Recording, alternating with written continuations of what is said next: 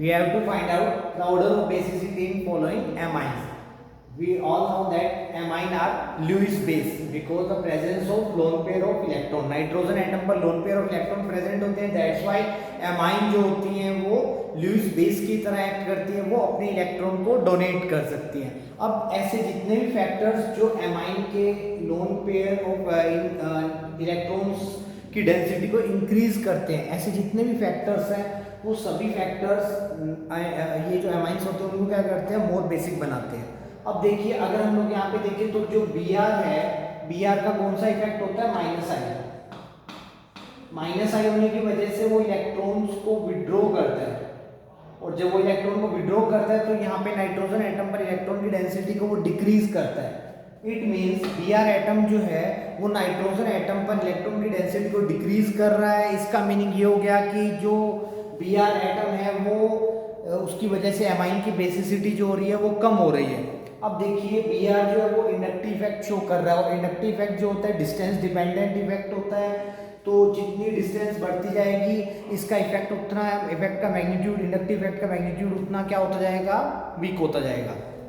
अगर हम लोग यहाँ पे समझे, यहाँ पे Br सबसे क्लोज है, यहाँ पे Br थोड़ा दूर है, मेटा पोजीशन पर है, और यहाँ पे Br पैरा पोजीशन पर है। इट मींस वो और भी ज्यादा दूर है। तो हम लोग ये कह सकते हैं सबसे ज्यादा Br का जो डोमिनेंट इफेक्ट आएगा वो कहाँ आएगा, ऑर्थो इफेक्ट पर आएगा। और Br कर क्या रहा है, इलेक्ट्रॉन डेंसिटी को डिक्रीज कर रहा है, मतलब बेसिसिटी को कम कर रहा है। तो सबसे अच्छा बेस जो हुआ वो कौन हुआ, एनिलीन, बिकॉज यहाँ पे Br जो है वो क्या है, एब्सेंट है।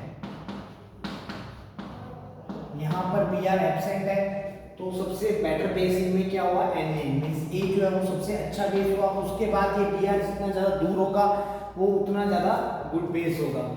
तो हमारे पास नेक्स्ट आ जाएगा पैरा, पैरा पोजीशन पर जहां पर Br है, यानी पैरा पोजीशन पर Br मींस डी। और उसके बाद फिर कहाँ आ जाएगा, मेटा पोजीशन, मेटा पोजीशन मतलब सी, और लास्ट में क्या आ जाएगा, B. Next we have to discuss the order of acidic strength of following benzoic acid. हमें बेंजोइक एसिड की एसिडिक स्ट्रेंथ को डिस्कस करना है, मींस जो इनमें से देखना है कौन सा कार्बोक्सिलिक एसिड या कौन सा बेंजोइक एसिड है जो सबसे अच्छा एसिड है, उसकी एसिडिक स्ट्रेंथ सबसे ज्यादा है, और कौन सा जिसकी एसिडिक स्ट्रेंथ सबसे कम है।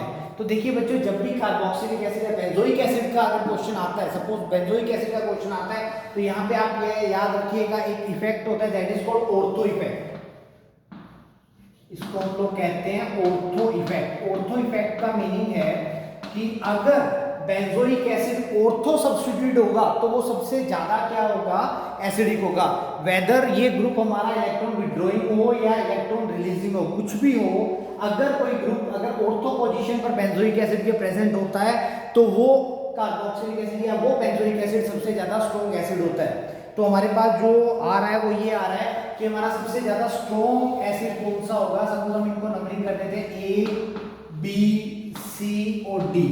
तो सबसे ज्यादा स्ट्रॉन्ग एसिड, सबसे ज्यादा स्ट्रॉन्ग एसिड क्या हो जाएगा, B, due to ortho effect. उसके बाद हमारे पास क्या आएगा, हमारे पास आएगा, अब देखिए जो CH3 ग्रुप है ये क्या कर रहा है, बेसिकली CH3 ग्रुप को अगर हम लोग देखें तो CH3 ग्रुप क्या कर रहा है, इसका माइनस प्लस आई इफेक्ट है, as well as hyperconjugation के थ्रू हम ये मान सकते हैं कि प्लस आर इफेक्ट ये क्या कर रहा है, शो कर रहा है। तो हम ये कहेंगे कि एक तरह से इलेक्ट्रॉन रिलीजिंग ग्रुप है, और अगर ये इलेक्ट्रॉन रिलीजिंग ग्रुप है तो अगर हम यहाँ से H को रिलीज करते हैं तो देखिए यहाँ पे नेगेटिव चार्ज आता है, यहाँ पे H को रिलीज कीजिए और यहाँ पे नेगेटिव चार्ज आएगा, यहाँ पे H को रिलीज किया है, यहाँ पे नेगेटिव चार्ज आ रहा है। तो हमें बेसिकली यही चेक करना है कि इनमें से कौन सा इंटरमीडिएट जो है वो ज्यादा स्टेबल है।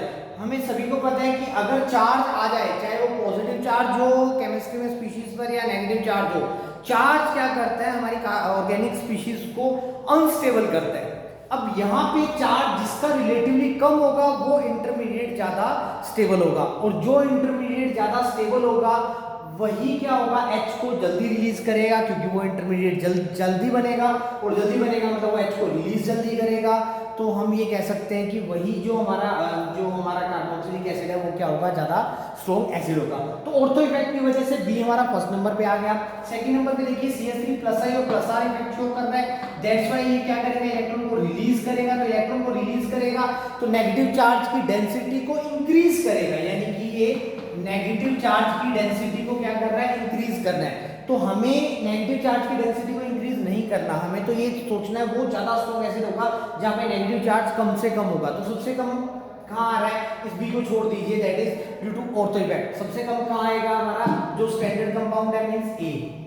अगर हमारे पास CH3 ग्रुप लगा ही नहीं हुआ तो यहाँ पे वो इलेक्ट्रॉन रिलीजिंग ग्रुप हमने हटा दिया तो वो सबसे अच्छा एसिड हो जाएगा। आफ्टर दैट उसके बाद देखिए, अगर हम लोग देखें तो फिर हमारे पास ये आ रहा है। अब यहाँ पे अगर आप लोग देखोगे तो ये मेटा पोजीशन पर CH3 है, मेटा पोजीशन पर आप ये कह सकते हो हाइपर कंजुगेशन इफेक्ट या रेजोनेंस इफेक्ट शो नहीं होता।